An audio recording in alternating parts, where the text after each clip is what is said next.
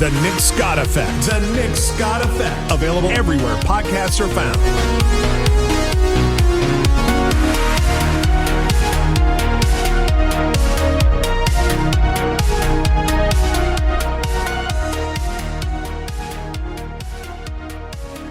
Yeah, and since we're recording, I just jump right in, man. So thank you for joining me. It's good to talk to you on here. You've got a fascinating story to me, and I think I'm a weirdo because I love... Yes, I would agree with that. I'm sorry. Exactly. I love the why with people, whether it's somebody who works as a trash collector or a gas station attendant, all the way up to like a rock star. Not that that's the lowest, don't get me wrong, but all the way up to like a rock star or the president of the United States. At some point, somewhere in everybody's lives, we have a moment where we thought, this is what I want to do. This is what I want to go into. And you have a long radio career and now a very successful artist management, amongst other things, company. So where did that start? Like, when did you have that moment? Like, this is what I want to do with my life.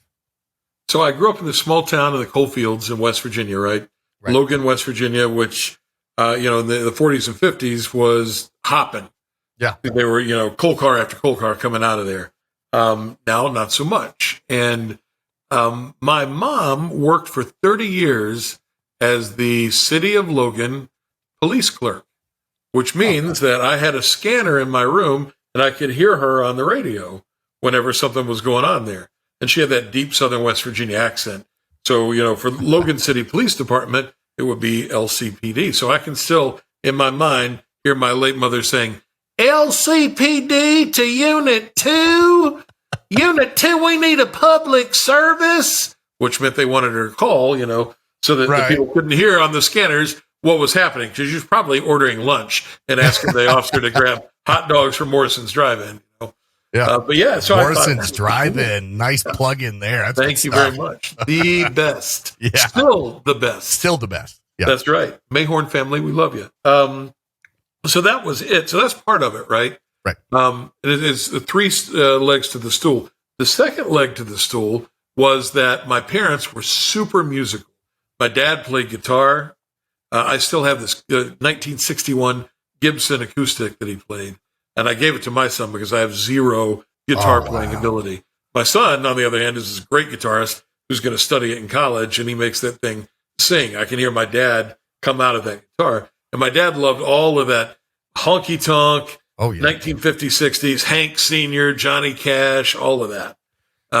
Not to derail you, but not that it would ever leave your family, but being a guitarist and a guitar collector myself, a 1961 Gibson, I'm assuming it's probably a hummingbird. Is it an acoustic? Yep. Hummingbird. That is probably worth a pretty penny right now. Well, it's got his nicotine stained finger, on the pegs, the tuning peg still there. Nice. And that guitar just sounds so sweet.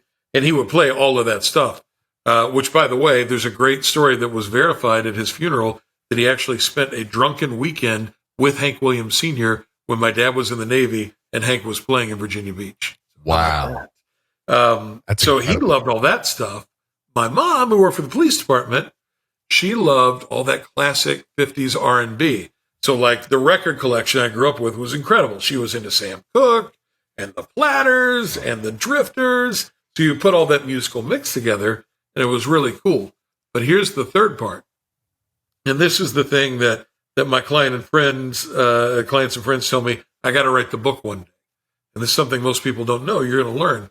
I was raised by a mom and a dad who were both handicapped. They were both confined to wheelchairs. Oh, wow. And I'm an only child, and I had no idea that they were any different than anybody else until I went away to elementary school, because they just did workarounds. They just figured it out. So and I look back on it now as a grown guy, and I'm amazed. All the cabinets were lowered in the house. They had like hand controls to grab things. They both drove. He was a watch and clock repairman because he could do that with his hands. Yeah. She worked for the city police department. So you put all three of those things together, that makes me sort of a patient guy, because you can't get in a hurry when your parents are in wheelchairs. Makes me sort of nurturing and want to help people like I do my artist and my publicity clients, and I got that musical background. So that's kind of where it all came from.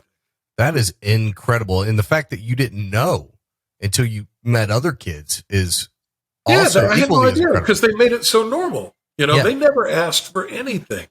They just worked. They just wanted to be like everybody else. Sure. And today, in 2023, that's not such a thing. But back when they were doing it, there was no Americans with Disabilities Act. There were no ramps on sidewalks. Like they used to go when I was a kid, Nick. They went on their vacations. First of all, they went on vacation, right?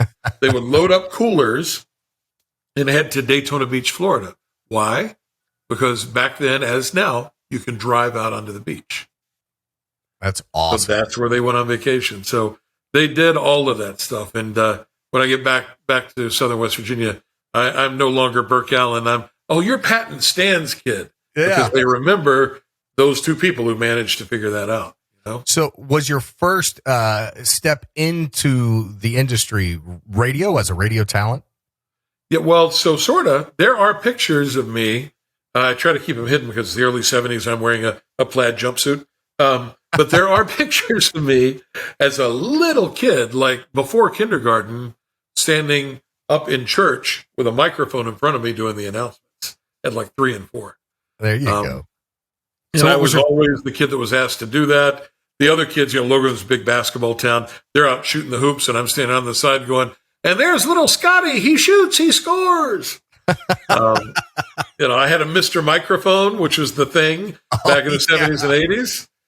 Hey, I think I got my dad's hand-me-down Mr. Microphone when I came around in the 80s. Yeah, that's right. Hey, good looking. We'll be back to pick you up later. That was the famous line from the spot. But yeah, so my first and only job, other than delivering a few newspapers, and that was far too much work, I started at the radio station in Logan when I was 14 years old. I was in the 9th grade. Oh, wow. And, I was in heaven. I couldn't believe they would pay me to do it because I would have paid them to let me. And, you're a radio guy. Imagine being a high school kid down there when most other kids are, if they're on a microphone, they're saying, you want fries for that? And I'm in an air-conditioned studio. I'm playing rock and roll music on the radio, and I'm talking to high school girls on the phone. When you're 16, that's like heaven, right? That is heaven. Yeah. You have completed the dream of every 16-year-old at that point. Yeah. I mean, it was all downhill from there at that point. What is that? Back then it was there were 2 radio stations in the town, and, the town has shrunk now, but the first one was WLOG for Logan, which is long gone. There's a little AM station. It was 1,000 watts in the daytime and 250 watts at night. So my dad would drive me to the radio station with his hand controls. Remember, he's in a wheelchair. He would get in the car, drive me there, drop me off, and he would have to stay within like a 4-mile radius because the station was so weak. He couldn't hear me otherwise, right? And so, I worked there for a couple of years, and then the other station in town had an FM station, and that's WVOW, the wonderful voice of West Virginia. So I think they might hire you after hearing that. I have no career in that, but they did back in the day, Nick. WVOW was a block programming station, so they did, a country music afternoon show, and then at 6:00, and in high school I would have to come in at night. They did music for the dinner hour. Oh. And there were these albums of like the Ray Khan of Singers and Montavani. So no longer was I hip and cool at that point. Yeah. Then I was, the kid from Squaresville. Well, what's funny is that when I was 20, so my first radio gig was at a country radio station. It's called The Rebel, which would not work in 2023 now. This was in 2003, I'm sorry. It was a country radio station between Cincinnati and Dayton in Middletown, Ohio. And the reason it was called The Rebel has nothing to do with politics or a Civil War or anything, was they played like only old school gold country instead of new hot top 40 country. Right, sure. Which back then, that wasn't a thing. It was very rare to see a radio station kind of stay away from top 40 pop country and just stay with the golds and the classics. So they were being rebellious to country music. But it had a rebel flag in the logo. Looking back, it's like, what were we doing? But burn those photos, burn them now, burn them all, burn every. Well, I don't think I'm in any of them, thank God. But So I worked there for a year and I got offered a job on Warm 98 Cincinnati. Sure. So I went there for a year and a half, met who I call my radio father. His name's Ted Morrow. And it was like you said, it was Phil Collins on the hour, every hour. It was nice and soft Miami Sound Machine and Whitney absolutely and Delilah in the evening, and I remember being this 21-year-old kid.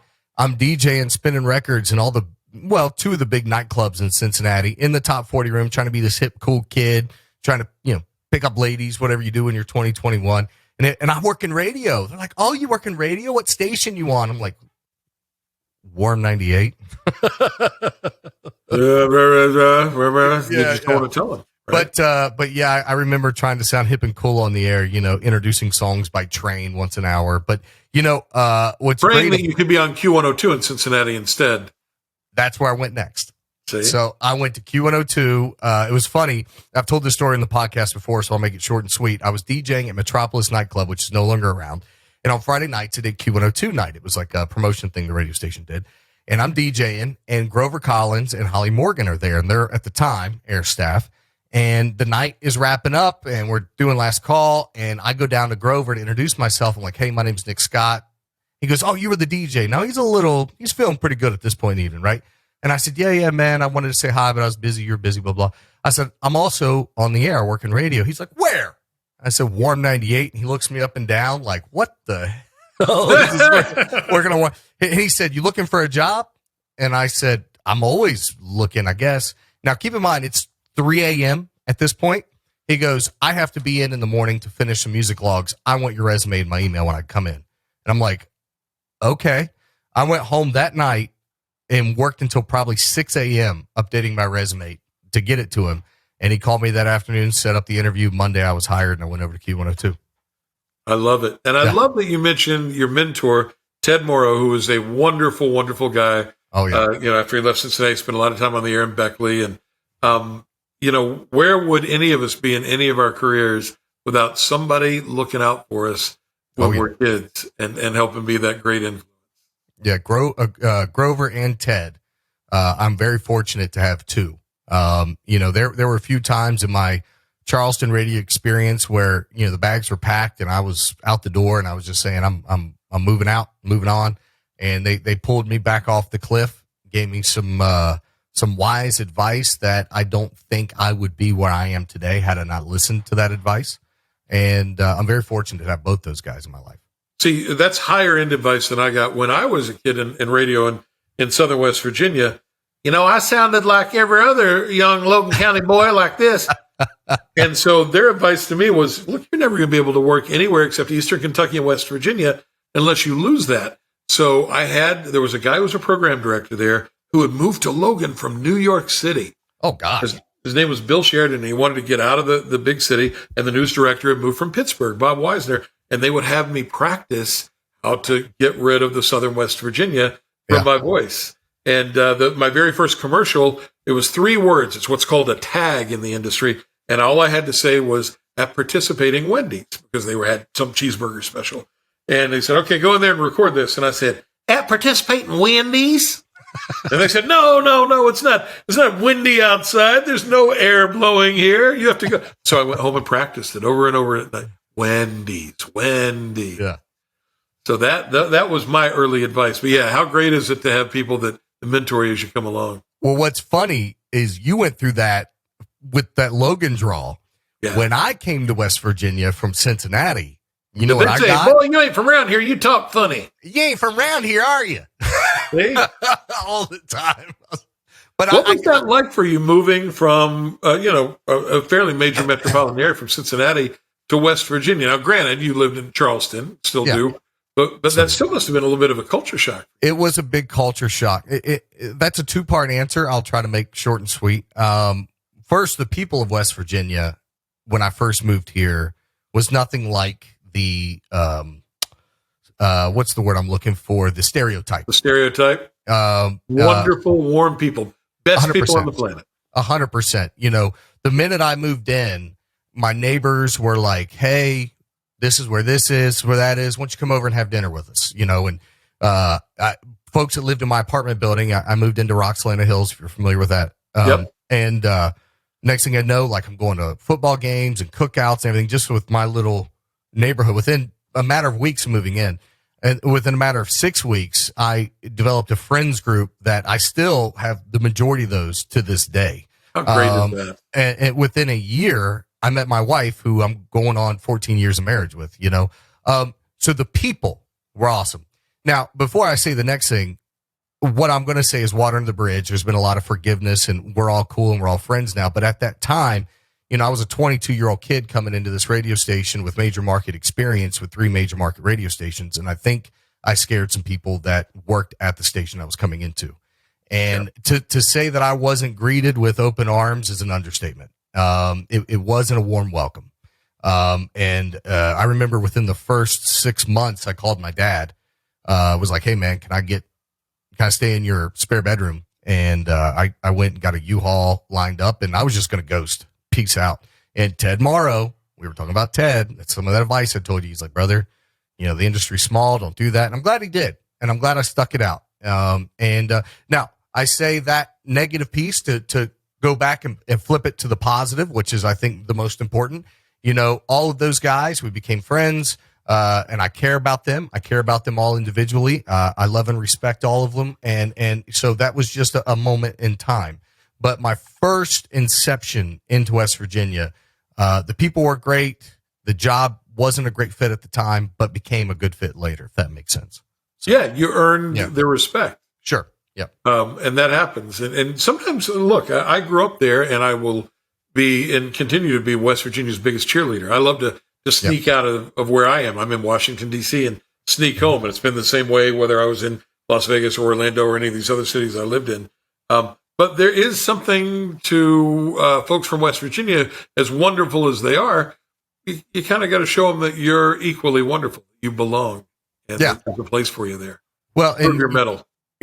I've said this in other podcasts, and I told the people this. You know, now I'm very fortunate in a place where I do satellite radio. I do some national radio. Actually, I got an announcement coming. You know what? I'm airing this next week, so the announcement will be out.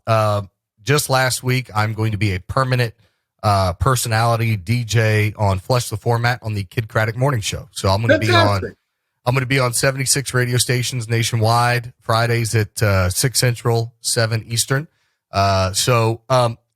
I tell you that to say, you know, you go through trials and you go through tribulations, but if you persevere and you come out on the other end, I think it really opens a lot of doors for you, and you become better for it as a professional. I think you're right. What's your favorite thing about West Virginia? What do you love the most? Oh, man. Besides Morrison's hot dogs. Honestly, and I know this is going to sound cliche, and I'm going to say this, and everyone listening is going to go, ugh, and the eyes are going to roll in the back of the head. Yeah. The people, without question, the people. I don't know that there's even a close second. You know, from either the friends I've made, from the people who, you know, my wife's family who took me in and treat me like family from the moment go, from, you know, my radio career, from Nick Scott Entertainment, people book me to DJ parties, from my podcast and all the other stuff I do, like the people. I would not be where I am doing what I'm doing without the people of West Virginia. No question. I've always said that the people in West Virginia will give you the shirt off their back, even if they can't afford the shirt. And that's absolutely true, right? Yeah. I love that we're all sort of equal there. You know, because you've had them on your show, that my longtime client and friend Landau Murphy and I both are from Logan. Yep. And Landau, you know, went on to win America's Got Talent, and he and I have traveled all over the world, literally the world together. Mm-hmm. But we're still two Logan County boys, and we are always grateful for every opportunity, because when you come from very little, then every little thing you're appreciative of. And I think West Virginians, by and large, very much appreciate things to a level that I don't necessarily see when I'm in New York, or certainly here in Washington, D.C. Yeah. You know, where there's the one thing that's constant here is there's always a steady stream of hot air. So I try to get away from that as much as I can and come back to the mountains. This episode of the podcast is sponsored by the Appalachian Outpost. So right now, the big thing in Appalachia is trail riding. We have the Hatfield-McCoy Trail System right here in West Virginia. And the Appalachian Outpost caters to trail riders. They have dozens and dozens of cabins on site that feel just like home. I love staying in them. They have the Broken Axle Bar and Grill on site. So if you want to grab a drink with your friends when you come off the trail, grab some good food, you could do that as well. And everything you need is right there to bring your Razor, your side-by-side, your rock crawling Jeep, your four-wheeler, whatever the case may be that you're hitting the trails with. It's at the Appalachian Outpost. They have a trailhead to the Hatfield-McCoy trail system right there off-site. So your next off-road trail riding excursion starts at the AppalachianOutpost.com. That's AppalachianOutpost.com. Head there now. You can see how all their amenities. You can even reserve your cabin rental right there on their website at AppalachianOutpost.com. So we kind of have a linear path. Now, tell me if I'm wrong. Were you the program director of Electric 102 WVSR here in Charleston? I was the operations manager of the cluster. I was the music director first, the operations manager. Okay. And the program director was the late, great, and people love him. We all miss him, Bill Shahan. God, what a great guy. So, yeah. What a great guy. Billy was our guy, and I was the operations manager. But I started there as the nighttime DJ at the end of 1989, and became the music director and afternoon guy, and eventually they bought another station. And by the way, it was another, are you ready for this? Easy listening station. 94.5 FM was easy listening. Yeah. So I got to go back one more time, and do my easy listening voice. And I named myself Alistair Bannister. Alistair Bannister on Easy 94.5. I love it. And then I walked next door and played Nirvana and Tone Loc on Super 102. There it is. You know, that's something that, and I have another question real quick, but that's something that, I remember we talked a lot about during my time there, was why they changed it from super to electric. And I get the marketing and the formatting, and a corporation, a company bought it that has other top 40 signals of that same name. And they were trying to kind of keep things like Kiss FM does and I get it. I got it. It makes sense. It works. But, also you go back to that theory of legacy, I think Super 102, I still hear people in 2023 saying Super 102. Isn't that amazing? Yeah. It was a great radio station. It was a moment in time. I was there from the end of 89 through the middle of 1994 before I moved to Savannah to do mornings down there. The stories are legendary, and the DJs were legendary, and only some of them can we repeat in polite company. There you go. Yeah. I got here in 06, so we missed each other a little bit, but I tell you, I do wish we could have worked together there. I think that would have been a lot of fun. But in 1994, I was in 7th grade, so I don't know if that would have worked. Oh, my hip. Oh, the food's too rich, Nick. Oh, I can't take it. You young kids these days. Radio, though, back when you did it, and I wish I had experienced radio in the 80s and 90s. I got in 2003, right at the tail end of what I call content radio, where you could do phoners, you could do listener interviews, you could do bits and stunts and have fun. I mean, that's what we do, is we create content. And by the time that I left, and it's still true to a lot of radio stations, and you probably know this, the DJs are just kind of an afterthought now. There's no content. There's no one going on the air, a personality going on the air. This is, here's the weather, here's the traffic, and it's just all music. And that's sad to me, because I think we're losing a lot of the talent, the good talent that's out there. No, you're exactly right. And there was, during that time, those of us that were on the air at Super 102 were celebrities in that town, and we got great tables at restaurants, and we got, movie premieres there, and we had, sold out nightclub appearances. And it was, you're right, it was a moment in time, but radio was very different then. This was, of course, pre-Spotify and satellite radio and all that, when there were what less we're choices. doing right here. That's right. That's what I mean? So there was none of that. And back in those days, we would pack them out. There were times when we did, back in the original Stern Wheel Regatta days, 50,000 people on the boulevard. Easy. Wow. I can tell you that an old friend of mine from before he ever got signed to his major label deal, was Billy Ray Cyrus. He was from Flatwoods, Kentucky. Yeah. And he and I had been friends for years and years. And when he did his first big concert in West Virginia after Achy Breaky Heart came out, it was at the Stern Wheel Regatta. And he did his radio interview with me on Super 102 instead on the big country station, WQBE. Yeah. And, they were angry. I bet they were pissed. We were buddies, and they, Billy called me, and we went down to the regatta, and there were so many people there for us and Billy. They were rocking. They were pushing that bus. I thought his tour bus was going to tip over on us. Wow. That is incredible. How did you two know each other? So when I went to Marshall University in Huntington, West Virginia, and worked at Hit 100 Key FM before I came to Charleston, Billy was a local nightclub entertainer. There was a bar called the Ragtime Lounge. It was a hole in the wall underneath the 16th Street Bridge in West Huntington. And we were about the same age, a couple of years older than me. So I would go down and hang out, and he was building up this thing. Because especially back then, Billy was this buff, bodybuilder, good-looking guy. Mm-hmm. All the women went to see him. So when it came time for his very first ever radio interview, we did it on WKEE, and he brought his little 45 RPM record in, and he didn't have anything to give away, but his mom's cat had kittens, so he gave away kittens on the air from Billy Ray and the Players, and we've just stayed friends all these years. Man, if you still had that air check somewhere, how amazing would that be? It may be on a cassette somewhere, and then I'd have to find a cassette player to play it on. Yeah. Key FM, that's another fantastic radio station. Another wonderful West Virginia radio station. Man, I had a question, and I was like, hold on, and then it went away from me, and I can't remember what it was. That's going to drive me crazy. Oh, I know what it was. So my wife told me this story, and she'll probably listen to this and watch it back, and I'll probably tell it wrong, so babe, I'm sorry. Here we go. But she remembers, so my father-in-law, her dad, is a helicopter pilot.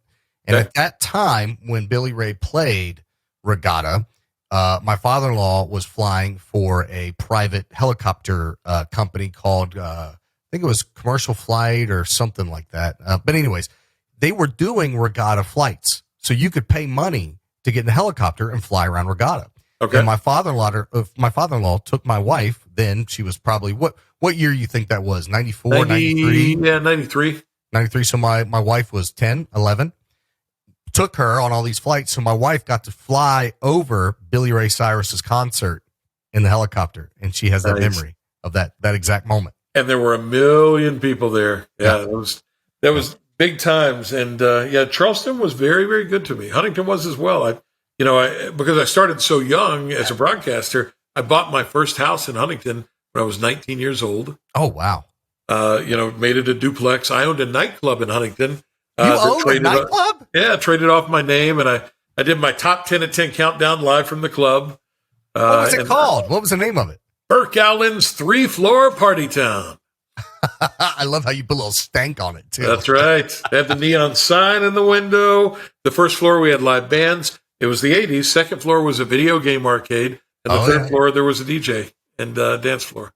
So whatever happened to that just moved on to bigger, better things? Or? So when I moved to Charleston to work at Super 102, of course, there was nobody minding the store back there at Burke Allen's 3-floor party town. And so the cash, it came missing, and it was tough. It's only an hour apart, Huntington to Charleston, but tough to keep up with it. Sure. So where did you make the jump from radio broadcaster to talent management? So when I was in Huntington and working at the radio station, and I'd wrapped up at Marshall then, I managed a group, my very first group back then. And this was the late 80s. So it was a hair band, heavy metals, lots of spandex, lots of Aquanet, all of that. And the band was called Tyrant. And they, very Bon Jovi looking. And I worked with another 80s band from back then called Oni. And those guys were sort of my first foray into management. And, those members, some of them went on to do some other big things and move to Hollywood and try to make it. And so I've always been so close to the music. That's what got me into broadcasting. Yeah. I always loved the music and spent a lot of time with the artist. And then when Landau won America's Got Talent, I got a phone call and they said, "Hey, there's this guy from your hometown, from Logan, who's on America's Got Talent and said, "Oh, right, a country singer, right?" And they said, "Oh, no, you need to watch." And like everybody else, I sat down and I'm like, "What? How can this be? How can this guy do that and be from Logan? He doesn't sing bluegrass. He doesn't sing country. He's an African American guy that does Sinatra." I was fascinated by that story. Sure. And then, Nick, people, sort of at these higher and higher levels, the Chamber of Commerce thing called. And basically the message was always, hey, if he continues to do well, it'd be great for Logan, be great for West Virginia. Can you help him? You're the only other guy in the entertainment business from Logan that we know. Can you help? And eventually, Governor Tomlin, who was from Logan, from Chapmanville, Sherry Stone in his office called and said, hey, can you help Landau out? And sure enough, he won. And, he won on a Wednesday night. He and I met on a Sunday night. And Monday morning, we were at 9:00 in Columbia Records offices and been together ever since. And it's just been a wonderful, wonderful relationship. I'm very, very grateful to Landau for the opportunity to spend all this time with him. Now, was he your first real, I guess, when you took off as Allen Media Strategies, was he kind of the first one to take the company off? So on the music side, he was the one that took off like a rocket ship, because coming off of America's Got Talent, I mean, it's just amazing. As a matter of fact, when I went to New York City, I thought we were going to be there 3 days. I didn't get back home for 3 months because they just sent us here to here to here. I had to buy clothes and run through the Walmart an hour before things and, pick up underwear. But I started the company in 2000 with another famous West Virginian, Homer Hickam. Oh, yes. So Homer, who, New York Times #1 best-selling author of Rocket Boys that made it into October Sky, and he's written a whole bunch of other bestsellers, and so he and I have been together even longer. And Homer was just on my podcast. You arranged that, so thank you. My pleasure. I tell you, talk about a fascinating guy. And he told me he turns 80 this month, which February 19th is his 80th birthday. And that guy, he's so sharp. Oh, he's incredibly mentally sharp, and physically he's in way better shape than I am. Probably me too. Oh my God. I mean, the guy, he has a home down in the Virgin Islands. He still goes snorkeling and scuba diving. And he was an underwater astronaut trainer for NASA. So that's how all that began. But what a wonderful representative like Landau of the state of West Virginia. Yeah. Absolutely. And I've gone all over the country with that guy, and Homer will listen when people come up to him, and they do, and they'll tell him, you changed my life, and I became an engineer because of you, or I went into the space business because of you. Wow. I mean, just amazing things. Did you know, Nick, that book, Rocket Boys, is now the most read book in public schools, more than To Kill a Mockingbird in America? No, I wish he would have mentioned that when we talked. He's humble. He never will. He says it's getting puffed up, right? Right. But he, he's very humble about all that stuff. That book's been translated into 26 languages. Wow. Kids in Vietnam had him come over and he did a reading for them because it's in their school system. I mean, it's a worldwide thing. Homer Hickam's only regret is that he is not actually Jake Gyllenhaal, and that tends to upset young ladies. I think he does have his cell phone number, though, so he could probably be bought off. Well, speaking of his cell phone, I was telling some friends a funny story. So the night I recorded with Homer, I accidentally hit the wrong button on my recording software here, and it just shut everything down. As soon as I hit it, I went, no. Whoops. Yeah, so I text you, and I said, hey, man, can you tell Homer just open his laptop back up and just reconnect? It'll finish his stuff I need. And you're like, yeah, no problem. So I'm sitting here, and I'm like watching, and I see it start to upload. I'm like, all right, sweet. And then next thing I know, my phone rings. And I look, and on the screen, it says, Homer Hickam's calling. I'm like, what is this world I'm in right now? Like, hello? And Burke, Homer and I talked on the phone for another hour after that, just shooting the crap. I mean, it couldn't be, he's a national treasure, really. He's a national treasure. And I have been with him when literally, Vice President Pence would call him just to chat. Or, really? That kind of thing. I remember once doing an event with him here at the Washington Convention Center, and Bill Nye, the science guy, is coming from the left, and Homer's coming from the right. And Bill Nye just lights up, Homer Hickam, oh my God, I've always wanted to meet you. So for a certain segment of the world, I mean, he is a life-changing cat, and he deserves, like Landau, every accolade he gets. He's great. So he kind of gave me a little bit of an exclusive, which made me feel like, a vindicated podcaster. Yeah. That he is doing the table read for what we know as the Coldwood Way. He's calling it December Sky, and he told me it's not a sequel or a prequel. He's calling it an equal because it kind of takes place in the same parts and times with his family. And I believe it was this week or next week they're doing a table read. And he's hoping, and his plan is to have it filmed, if everything goes right, in West Virginia. And he also said, you're going to act in it. Is that right? Yeah, he had me, we did the table read with a whole bunch of Hollywood actors and New York actors, and he had me narrate the thing, which was a real honor. That is awesome. Yeah, it was a lot of fun, and it's a great story. The Coldwood Way is a terrific story. Another New York Times bestseller.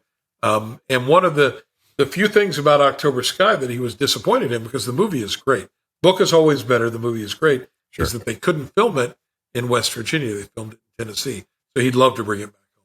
Yeah, he explained that whole story because at the time during production and everything was going on, they didn't have like a major airport like we do with Yeager, and Yeager's even expanding now. And at that time, we didn't have the internet to just send video files. They had to actually fly it to California and get the proofs and everything. So there was some logistical challenge back in those days in filming October Sky that we don't have now, which is a good thing. I've been to that town, though, Oak Ridge, Tennessee, and it was actually in like a little town outside Oak Ridge, Petros. And I can see why after filming each night, like Jake Gyllenhaal and the other kids would hang out at the Walmart to hit on the local girls. Because there's not a whole lot happening in Petros, Tennessee on a Tuesday night, So what do you got coming up now? I know you've got your hands in so many things. Tell me some other stuff that you're involved with outside of even the artist management. Well, so the first thing I'll tell you, that as sappy as it sounds, I have a son who's a senior in high school, and we're doing college visits. Nice. And he's taking my father's guitar that he learned to play on and taking those lessons. And I think he's going to be a music performance guy in college. Right. So we're doing college visits, which is a great thing for Dad. On the professional end, there's an up-and-coming emerging country artist from West Virginia, who I believe has been on your show too, Kate Boytek. Yep, she has. And so Katie is on her way up. She just was named an ambassador for the city of Charleston, just sold out a pair of shows in Hershey, Pennsylvania, and has a sellout in Nashville at the Listening Room, which is a big deal for her. She So Kate is amazing, and she was on the podcast. I got a couple quick stories I want to tell you about Kate, and the first is, if I can find it here, I'm on the fly. So last Tuesday, almost a week ago from tonight, I was DJing for the West Virginia legislature, some of the delegates, right, at the Embassy Suites, and I saw my phone light up. But when I'm performing, whatever, my phone's not in front of my face; it's kind of off to the side. But I keep it close, in case emergency with kids and wife, Yep. But I saw a text, and I put a song on, and I looked, and it was Kate. Now, I haven't talked to Kate in probably 3-4 months to this point, and it just says, "Hey, buddy, had you on my mind, and I hope you're well." Like, how cool is that? That's West Virginia sweet, right there. And then we talked about, I'm doing a performance at the Broken Axle in Logan on March 4th, and I was like, you need to come. And the reason she needs to come, last March, the Broken Axle had me out. That's why we're doing it again this year. We did a big throwback party. So I was DJing like 80s, 90s, 2000s, your Tupacs and your Biggie and Snoop Dogg and Usher and that type of stuff. Well, these girls kept wanting to hear Strawberry Wine. Now, I'm doing this big throwback party. We're doing 80s rock, country, hip hop, 90s rock, country, hip hop. The whole place is packed, and great dance floor, great crowd, as for a DJ, as far as, feedback and everything. But these girls, man, this huge group of girls that kept wanting to hear Strawberry Wine. I'm like, I don't want to kill the vibe I got going on right now with Strawberry Wine. Kill. So finally, I'm like, I'll do it. I put Strawberry Wine on, and it's a hit. All the ladies in the house are singing this to the top of their lungs. And all of a sudden, this blonde girl comes up to me, and she says, can I have the microphone and sing it? Now, Burke, keep in mind, 99.99999% of the time. That's a bad idea. That's a bad move. It's a hard no. And I think I even told her no, if memory comes correctly. And she's like, no, I'm a singer. I can sing it. And I was like, okay. So I thought to myself, I'm going to give this girl the microphone, and I can always just turn it off. And she'll be out there, but nothing will come through the speakers. And she started to sing, and I was like, oh my God, like was doing better than the record. Yeah. It was Kate. That was the first time I ever met her. And it was funny. I didn't even know it was her until months later when I think you scheduled the interview with her. And she was like, oh, by the way, Nick, you don't remember that? I'm like, that was you? She's on the rocket ship on the way to the top. And it's fun to be there with her. And, you know, people look at entertainers, whether it be Landau or Kate, or I also work with a group called Voices of Classic Soul that has guys from the Temptations and the Four Tops and the Platters and the Drifters. They've been at it for 50 years. It's all very strategic in how you make all that work. It doesn't just magically happen. And Kate and Landau and Homer and the Voice of Classic Soul, all of them work really hard and take very specific steps to get where they're going. That's incredible. Absolutely incredible. Now, do you, and I don't know if I'm going off memory here, maybe we talked about this, so correct me if I'm wrong. Do you have a podcast or a show that you do yourself as well? I do, and that's like my fun place, right? Because I've been a broadcaster since I was a kid. We do the Big Time Talker podcast. New episodes come out every Tuesday, and we talk to all sorts of interesting people, entertainers, best-selling authors, subject matter experts. Yeah, so that's it's like putting on an old pair of tennis shoes for me, because I've literally been doing this now, sad to say, almost 40 years. I don't think that's sad to say. That just shows tenure and experience. Yeah, well, I got a tenured spur in my back right now. So how did you start the podcast? Like, was it just recently? How long have you been doing it? I've been doing it since 2010. Oh, so you were one of the first. Yeah. Early podcast on something called Blog Talk Radio. Yeah. Is where it all started. And, and I've talked to, it started off my friends, Billy Ray Cyrus and Kathy Mattea. And then it's expanded out, and I've had some incredible conversations. And it got really, really serious during the pandemic when we couldn't go out and do things in person, and we connected the world. I remember doing a podcast during that time with Arnel Pineda, the lead singer of Journey, from his home in Manila in the Philippines. So we can bring the whole world together. Can you set that up, maybe? I'm sorry, I can't hear you. Cutting out. We have a bad signal. Sorry, it can't. I do want to tell you, speaking of the pandemic, the podcast, that's how mine started. So, from about late 2017 to 2020, I chose not to go back into radio in the spoken form as far as personality. I had some offers, had some opportunities. At that point, I needed a break. But being a DJ and being a producer, that's in my blood, and so that was really my only outlet. And I remember sitting here, I had some of this equipment from DJing a gig, and I was like, and like you said, we're stuck at home, nothing's going on. And I was like, man, I could do a podcast. And I had this genius idea. If you go back and look at, I think the first 20 episodes that I did, or maybe first 25 episodes, they're all DJs. So I had this concept of just a DJ podcast of DJs talking about DJ stuff. And I quickly learned that no one gives a complete crap about DJs because I had no one listen. And for your tens of listeners, it just kind of, Yeah. So I shelved it for almost a year. And it was funny. I was doing Regatta last year, and someone came up to me and they said, whatever happened to your podcast? And I was like, oh, you're the one listener. That just stuck with me. And I was like, maybe I'll try it again. And then my listeners went from like 10 to 100 to 500 to 2,000. And now sometimes I get 10, 15,000 streams. I don't know how that's possible, but it is. There's a lot of bad stuff out there in podcasting. And when there's good quality content, I think that the cream rises to the top, and your show must be one of them. Well, sure. So tell me more about the podcast, where we could find it, what we can expect, maybe some guests you have coming up in the future. Yeah, so new episodes every Tuesday. So it comes out once a week, and it's available at Spotify and Apple iTunes and all the places that you get podcasts, even iHeartMedia, the evil empire, carries the podcast. So you can get it wherever you subscribe. And the Big Time Talker is just that. We have, and by the way, that name comes from a guy from back in Logan, my hometown, who, after I worked in Las Vegas and Orlando, I was back home. And I think I was doing a little talk at the Kiwanis Club or the Lions Club. And the guy in the back of the room said, boy, you've just become a big time talker now, ain't you? Ooh, I got to remember that. So that's where the Big Time Talker podcast name came from. And you know, it's stuff that I think is fun and interesting. And we talk to, like I said, the best-selling authors, and I love to do these retro episodes. I'm actually in the next podcast.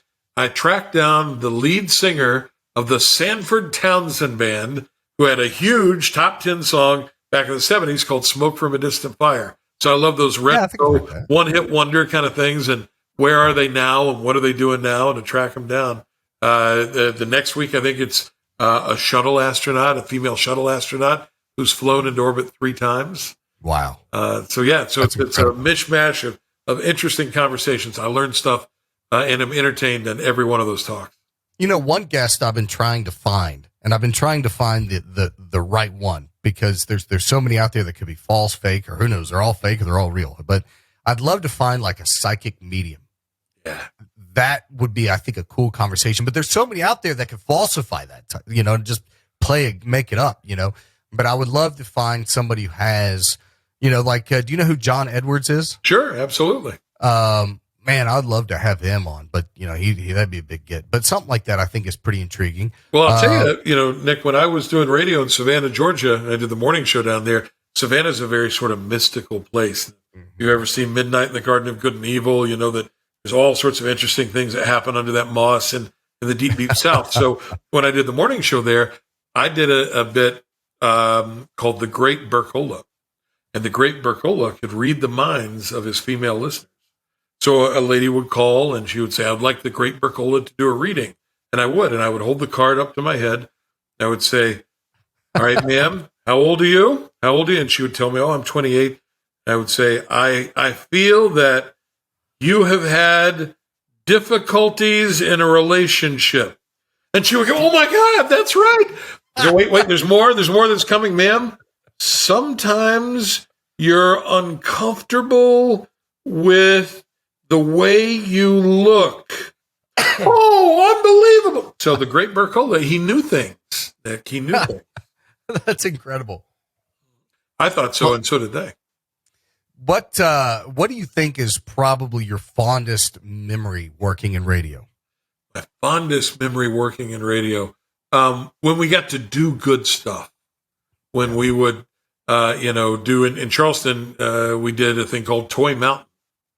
And at Christmas time, right out there by the Biggly Piggly Wiggly now, we would build just a mountain of toys for kids every year. And I remember the motorcycle guys would come in with them, and we would have, thousands of toys. When I was in Salt Lake City, the radio station was KISN, that I was the program director, Kissin 97. Mm-hmm. And we started a charity there called Kissin Cares for Kids. We did a 24-hour radiothon where the morning show stayed on the air and celebrities would all call in. And we did $250,000 in 24 hours for children's charities. Wow. So it's the give back. And that's what I think radio is missing these days. The give back. And that was in 90s money. So that was a lot more. Oh, yeah. Yeah, that's right. That's right. That's the big thing is being able to really serve that community, to get in there and help. I tell you, one of the most impactful moments for me, we used to do a radiothon for the Children's Miracle Network. Sure. And this was probably 2008, 2009, somewhere in there. And we were broadcasting from the Charleston Town Center Mall, Center Court. And we had a family there whose young one was, I don't know, she could have been 8 or 9. And her head was bald from therapy. And we had her on the air, and she always wanted to talk on the radio. So I put the mic in front of her and we talked and everything. Fast forward about 10 years, I ran into that family at, I think it was a Kroger, and found out the little girl passed.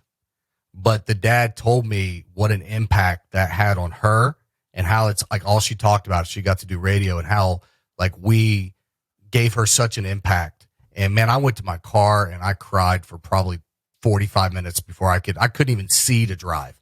I mean, it wrecked me, but in a good way. And those are the things that I kind of miss, about radio.